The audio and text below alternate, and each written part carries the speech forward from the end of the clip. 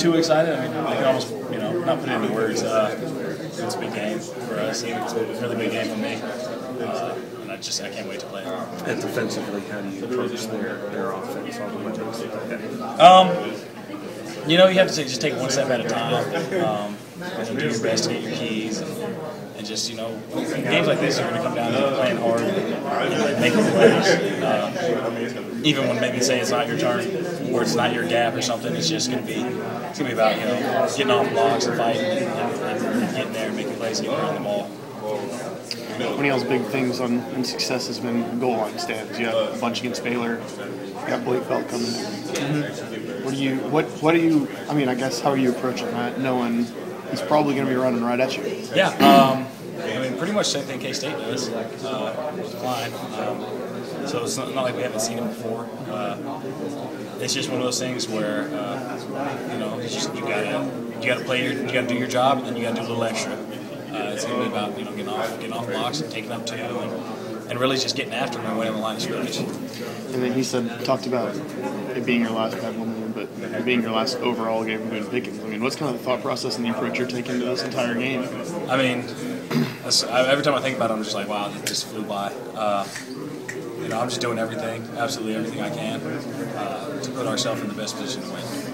What's it been like being part of one of the most winningest classes ever to come through Oklahoma State?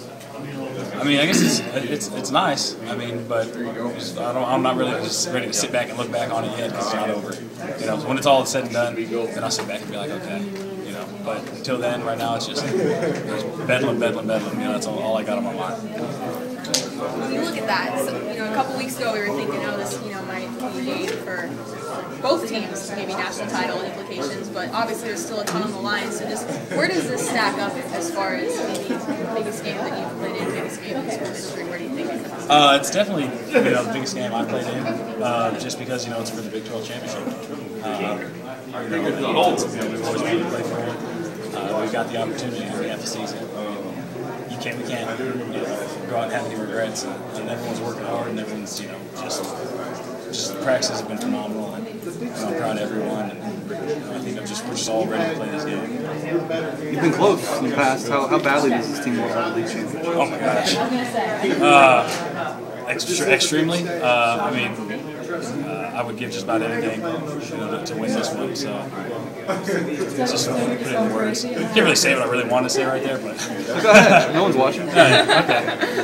I'm not really it's just we're just so hungry for it, and the fact that we've been so close and fell short is just fuel to the fire. We're ready to go. I get the answer right now just thinking about it. Were you referring to last year's Bedlam game, I'm guessing? Oh, last year's Bedlam? Yeah. God, don't talk about that one. Like I said, it's just I'm still upset about that one. But this year I feel like we're practicing better, and I think we're more prepared than we were so last year. Did you guys feel last year that the better team just didn't play a better game? I mean, it could have fallen either way. I always feel like we're the better team. Whether or not, I just felt like they made more plays. And we made a couple costly mistakes at the end of the game. Just because we got our wristband, fourth quarter, 2:51, 38-40. That was the play. It was 4th and 2, 4th and 3. And one play we busted on. Cost it. A bunch of you guys wear that wristband. We've not seen it all year. I mean, how often do you find yourself looking at it and thinking back?